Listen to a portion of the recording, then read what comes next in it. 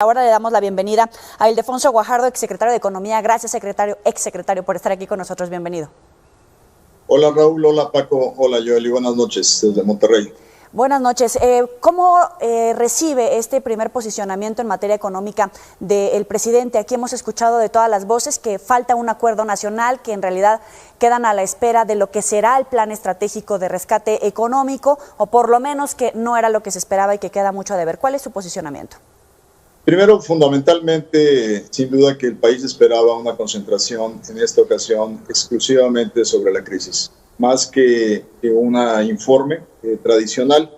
Y si bien el presidente lo incluye, esta definición y posicionamiento frente a la crisis, era de esperarse tuvieran tres pilares fundamentales. El primero, el apoyo directo a la emergencia de salud, en el cual realmente tenemos recursos. En el INSABI hay un fondo de 40,000 millones de pesos, hay un fondo que está de garantías en el Seguro Popular, de tal manera que tenemos que quedar claros que para enfrentar lo que se viene en las próximas semanas es necesario aplicar una parte importante de esos recursos y de lo presupuestado en el sector salud para hacernos de todos los materiales necesarios para el apoyo de nuestros guerreros, doctores, enfermeras, técnicos en el sector salud público mexicano.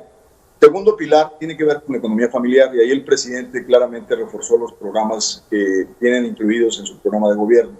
Pero ese paquete de economía familiar, si bien se aplaude el adelanto de los adultos mayores, de los jóvenes creando futuro, la ampliación de programas ya existentes, claramente tiene que venir respaldado de un tercer pilar. Y ese tercer pilar es el apoyo a la economía productiva, a los sectores estratégicos que derivan empleos indirectos en la economía mexicana. Te digo claramente, el sector automotriz, la producción de transporte y equipo electrónico, el sector exportador, tenemos casi 3 millones de mexicanos en esos sectores y ninguna de las secciones está indirectamente relacionada con el mantenimiento del empleo y el financiamiento a través de las plantillas de casi 21 millones de mexicanos en el IMSS, de cómo dar financiamiento a las empresas que se comprometan a mantener el empleo. Tú sabes que las plantas automotrices están paradas y es necesario en las cadenas globales de valor mantener estas ligas de creación de trabajo. Y por otra parte, el programa de tandas que ya tenía establecido el señor presidente, creo que no va a poder alcanzar al 95% de los establecimientos en este país que tienen menos de 10 empleados. Y las reglas de operación específicamente para llegar a esos establecimientos pequeños en México están muy escasamente definidas. Dime una cosa, Ildefonso, hace apenas unos días platicamos contigo aquí mismo en Mega Noticias TVC y nos hablabas de la necesidad de un acuerdo nacional. ¿Todavía ves posibilidades de que ese acuerdo nacional se dé? La información que yo tengo es que si bien dentro de los planteamientos que hizo el Consejo Coordinador Empresarial, veo reflejado uno de ellos, que es la devolución de IVA, la facilitación inmediata en la devolución de IVA. Pero sin duda, en este mensaje del presidente está ausente lo que es la coordinación de la federación. ¿Dónde está esa coordinación integral que tiene que ver con estados? Por ejemplo, existe el Fondo para la Estabilización de los Ingresos de las Entidades Federativas. Ahí hay 60,000 millones de pesos. Una buena propuesta pudiera ser a través de Banobras, poder bancarizar y emitir bonos para poderle dar liquidez a las entidades. Entonces, lo que tú dices, sí es necesario un acuerdo nacional. Esta es una federación. Somos 32 entidades federativas y somos un conglomerado de sectores productivos y sectores tradicionales. Sí es necesario reflejar un acuerdo nacional. ¿Y encuentras con fundamento esta propuesta que dice el presidente López Obrador de generar alrededor de 2 millones de empleos en 9 meses? ¿Hay viabilidad? El problema, a ver, yo no dudo ni tantito que a través de los gastos en construcción y en inversión pública se puedan generar empleos, pero ustedes saben, al igual que yo, que este tipo de empleos son los empleos que tienen temporalidad, no tienen una especialización y una construcción de capital humano. Si bien es una buena posición del presidente y una buena oferta aumentar la inversión pública y generar este tipo de empleos, pero estos no son los empleos que mantienen en el mediano y en el largo plazo una economía. Por eso mi preocupación por apoyar a los sectores altamente productivos, en donde son familias de clase media baja, que en momentos de freno de sus empleos muchos de ellos técnicamente capacitados se quedan sin poder pagar la hipoteca de Infonavit. Por ejemplo, un programa para darles 6 meses de plazo para sus pagos, que claramente serán inminentes. Un programa para poder dar financiamiento a una tasa baja a aquellas empresas que, de acuerdo a la plantilla registrada en el IMSS, mantengan su planta laboral. O sea, elementos que realmente nos ayuden a mantener la economía. ¿Esperas en todo este entorno, Ildefonso, una respuesta del empresariado luego de lo dicho hoy? ¿Y de qué manera podría ser esa respuesta? Yo sin duda creo que la posición del Consejo Coordinador Empresarial de mantener el diálogo abierto es la conducción. El presidente hoy hace una cita a Roosevelt y recordemos sin duda que si alguien supo tener una política económica activa en momentos difíciles, fue ese personaje que el presidente cita.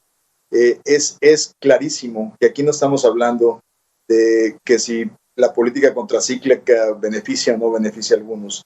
Esto, más que hablar de estrategias neoliberales o estrategias no neoliberales, es preocuparnos no solo de una parte de los mexicanos, sino preocuparnos de todos los mexicanos, incluyendo aquellos que con mucho esfuerzo se han logrado un puesto y una capacitación en sectores de manufactura de avanzada, en donde hoy hay casi 3 millones de obreros mexicanos que en este paquete no se vieron.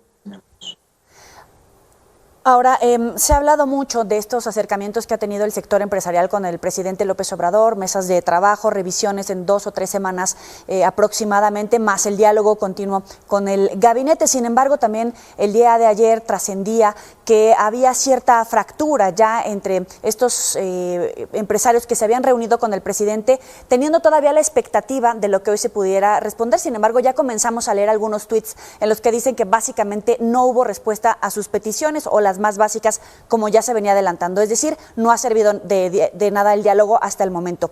A partir de ahora viene una fragmentación, o todavía hay tiempo para unir filas y de verdad hacer un acuerdo con los empresarios, con la clase política, para sacar al país adelante. Yo soy de los que creo que tenemos que lograr los entendimientos. Creo que lo más que puede perjudicar a México es suspender esa construcción del diálogo y de acuerdos. Tenemos que, no que tenemos que suponer, es una realidad. El presidente sin duda cree que sus acciones son aquellas que beneficiarán a todo México. Tiene bases para sin duda solidarizarse con aquellos temas sociales que él se ha solidarizado toda la vida. Pero en ese diálogo tenemos que subrayar que también hay mexicanos que con esfuerzo se han logrado una posición en el México de hoy, en el México de manufactura, en el México de exportación, y es necesario pensar en ellos. Es fundamental también entender que esta crisis, dadas las acciones de salud que hemos tomado, no se va a resolver en 4 semanas. Yo ya lo dije en una conferencia en línea que hice con 600 empresarios de Nuevo León. Es importante estar conscientes que no solo hay que dar la lucha contra el coronavirus, sino hay que dar la lucha para salvar la economía. Y en ese sentido, tenemos que aprender productivamente a asimilar medidas sanitarias para coexistir con un alargamiento del problema que seguramente nos llevará hasta el otoño, y la economía mexicana no puede parar, no puede mantenerse frenada. Ildefonso Guajardo, Raúl Frías te saluda. Secretario, hola. A ver, tú acabas de enumerar un sinfín de cosas que se pueden hacer y que pues no se anunciaron. Estoy viendo a través de mis redes sociales, amigos, empresarios, personas en general que dicen se quedó corto, esperaban la segunda parte del mensaje del presidente donde hubiera estos anuncios. Y el problema es que ya tenemos algunos estados empezaron con medidas anticipadas de aislamiento, de cierre de negocios, y el gobierno federal las decretó a partir del 31 de marzo. O sea, y hoy no pasó nada, no llegó ese anuncio. ¿Qué piensas que va a suceder con la experiencia que has acumulado como servidor público también? Yo creo que debemos de aprovechar el puente de comunicación abierto con el Consejo Coordinador para poder demostrar que hay acciones que tienen que ver con el uso estratégico de financiamiento y con el uso estratégico de posposición, simplemente de diferimiento, donde el gobierno no está cargando con el costo fiscal total, sino simplemente con el costo financiero de la posposición o el diferimiento de pagos o el diferimiento de obligaciones de los trabajadores en sus hipotecas. Si tú haces un paquete bien pensado, puedes impactar. De cualquier manera, el déficit fiscal se nos va a ampliar. El freno de la economía implica que sin duda la recaudación va a tener un impacto, querámoslo ver o no. Y por lo tanto ahí va a haber un freno. Los mercados y los observadores internacionales de cómo se están comportando los gobiernos claramente saben que en una situación así es más positivo o es benéfico para mantener la economía activa poder tener la flexibilidad de absorber un punto en el PIB de movimiento en el déficit, 1,5 puntos en el PIB, y los mercados lo van a ver bien porque es para vacunarse contra una crisis que sería muchísimo más costosa. Si bien aplaudo que el presidente se preocupe por la estabilidad macro, lo que sí hay que compartir con él es que se puede tener la laxitud en estos momentos y será bien vista por quienes invierten y quienes toman decisiones financieras, porque todos los países claramente tienen que responder con esto. El nivel de PIB de intervención de Estados Unidos fue del 10% de su producto, los 2 trillones en inglés, 2 billones cuando manejamos las cifras en español o en México. De Estados Unidos representaron el 10%, el de Canadá el 5%, el de Inglaterra representa más del 25% de intervención. Entonces México tiene que ubicarse en ese contexto y será sin duda evaluado con equilibrio por parte de los tomadores de decisiones en los mercados. Y Ildefonso, dime una cosa, escuchamos en el discurso, en el mensaje del presidente, que señaló que tenía el respaldo del sector empresarial. Esto, evidentemente, a resultas de las reuniones que tuvo hace apenas unos días, un par de días, con el sector empresarial, con una parte del sector empresarial.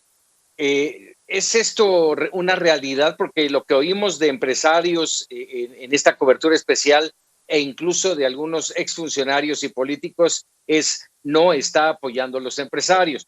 ¿Será una falsedad este tema? Y la otra es, ¿qué mensaje deja este mensaje tanto en el interior como en el exterior? Primero te diría que es un falso debate.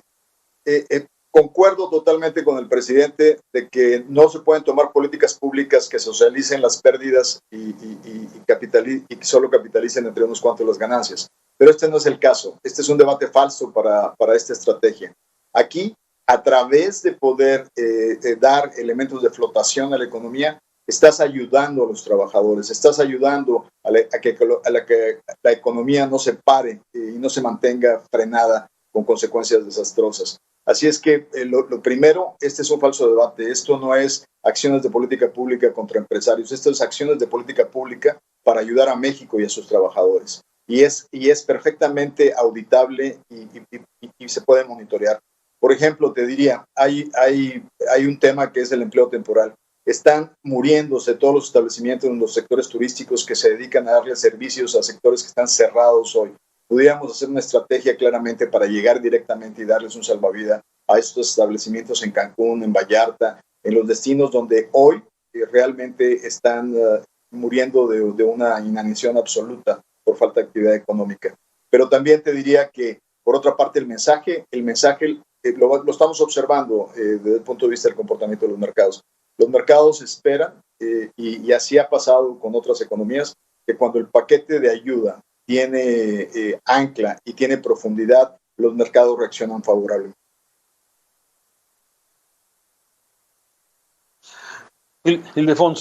Ildefonso, finalmente, a ver, escucho, y el debate, estamos en estas dos crisis, en la crisis sanitaria, y que ya lo has mencionado tú con mucha claridad, y la otra, la inanición en la que muchos negocios están cayendo, ¿sí? ¿Cómo mantener este equilibrio? ¿Qué han hecho Corea? ¿Qué hizo Japón? ¿Qué hizo Singapur? ¿Qué está haciendo Estados Unidos, España, Italia, países afectados gravemente por esto?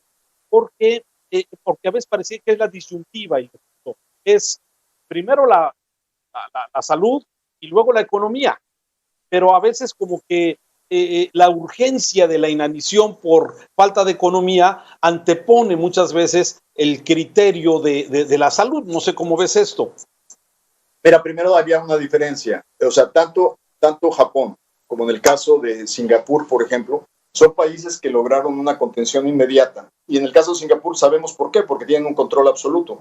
Entonces, en ese sentido, ellos realmente, sus economías, si bien están sufriendo por el tema de cadenas globales y el paro a la economía global, esos países han tenido una mínima afectación a su nivel de actividad cotidiana. Sus sectores de servicios siguen relativamente abiertos.